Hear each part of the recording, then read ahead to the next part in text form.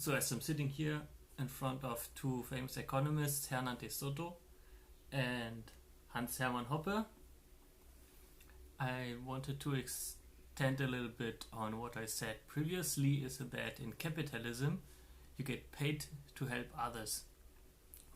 Or rather, in capitalism you get only paid if you help others. So if others see that there's a benefit in giving you money, then you get it. So you have to actually turn around your thinking. If you want to have something, you first have to think about others. So this is how capitalism turns egoism into altruism. That's why capitalism works. This also goes hand in hand with the idea that value is subjective. You don't have an intrinsic value in anything. Let's just stand this out there. The value of the product in case of money, of preference, is in the head of each person. So let's see.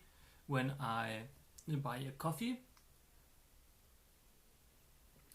in a store, that means that for me this coffee is more valuable than the money that I have. Otherwise, I would rather keep the money.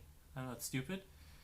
But on the other hand, also the barista in the store, let's just say it's not a chain, so the barista actually owns the store. He has to buy the powder and prepare everything. He thinks, hey, me preparing everything and the powder is for me less worth than the money that I get. So I rather do all the work and get the money instead of doing something else. Or if you have not the value at all, and let's just say it's a coffee machine, so the barista doesn't actually have to work, so we can cross out that his time is limited as well, and he just has to press a button and then can go back to browsing on his phone. Then still, he has all this coffee in the machine, and he doesn't drink all this, so it's not, he thinks, oh, I paid like this amount for it and I want to get rid of it. It's for me less valuable than the money that I will get for it by selling it. So that made short is then that basically for every transaction to happen, both parties have to benefit from it. So both parties get a value from it. So if you now think about this with every transaction that happens, well, obviously you can't just have very, very fast transactions. For a transaction you actually have to find a need. But if you are fast at satisfying that need, then you can have faster transactions, and then you increase value faster, because you are basically locating the goods from someone that doesn't need it so much to someone that needs it more. The money goes then in the opposite direction. So someone that has a lot of coffee and doesn't need it gives it to a person that thinks the person needs more coffee. Cheers. And thus, economy increases, value increases, and then you have overall prosperity. Well, it would be like that if there wasn't someone that would go and, oh, this value, like, I think, okay, at this threshold I would buy that coffee, and this is what I actually have to pay for. That is the difference, I say, is between the coffee and the money that I spend. So the coffee could be more expensive, and then that would be smaller. And then the store owner, he gives out the coffee. He's like, okay, the coffee is like this expensive for him, the margin, and he gets that much money for it. So it's like such a margin. And if the coffee would be more expensive, or he would sell it less for less money, then that margin would get smaller. So you have those margins of value that come for that single transaction. But then someone comes and thinks, hey, give me 20% of that, and he cuts off away a little bit of that. So, and what happens with that? Well, that money goes to just someone else first. It goes basically, in some pot, then gets reshuffled around, and then someone just gets it out of nowhere. Yeah, you get people paid for shuffling that money, for making decisions, and then somehow that goes completely into fantasy. So that goes into a direction that socialists are working all fine until they run out of people's money. So with all the transaction going on, you have a stable amount of currency. Let's say there's only so much coins around, or so much euro, or so much dollar, and then you have all those transactions going on, and every time value is created. So now they're saying, oh, we have to have inflation, we have to break money because money has to grow with the economy. But basically the inflation is to counteract the deflation, which is basically with all the transactions, more and more value is produced, more the currency gets more valuable because you can get more for your money with each transaction. All this small breaks of value from each purchase, from each monthly fee that you have. And every one time when you decide, oh, I can make my life better by spending my money, and also not only for private people but also for businesses, for there even more, because businesses then spend money to make more money. It's basically how they leverage that even more. And then politicians, they think with their Keynesian economics, then we have to increase the money so that the value stays the same. And then what happens is the so-called Chantillon effect. They print some money, just be it a million, be it some billion.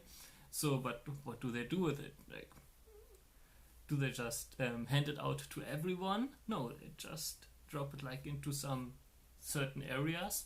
So, and they obviously benefit from it the more. So, just for understanding, if you don't know what a Chantillon is, it's something very fancy. When you have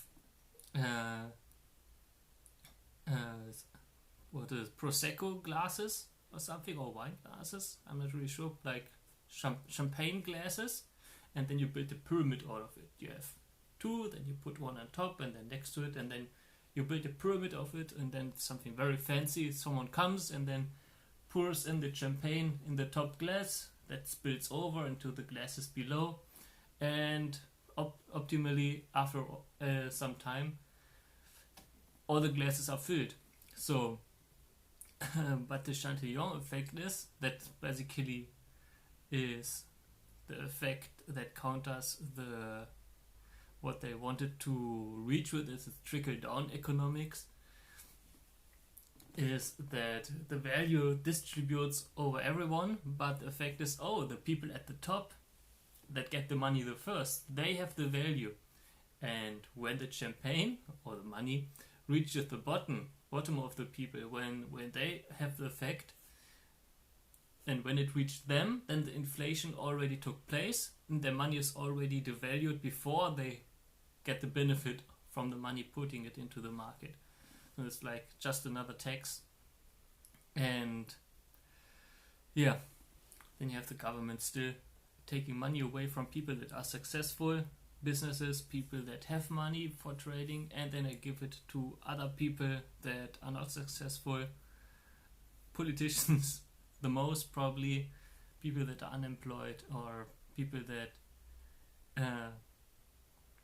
people that don't have a job, people that are sick, and so, which is not bad, but they are basically getting paid for it, and there's no real reason for them to start working again.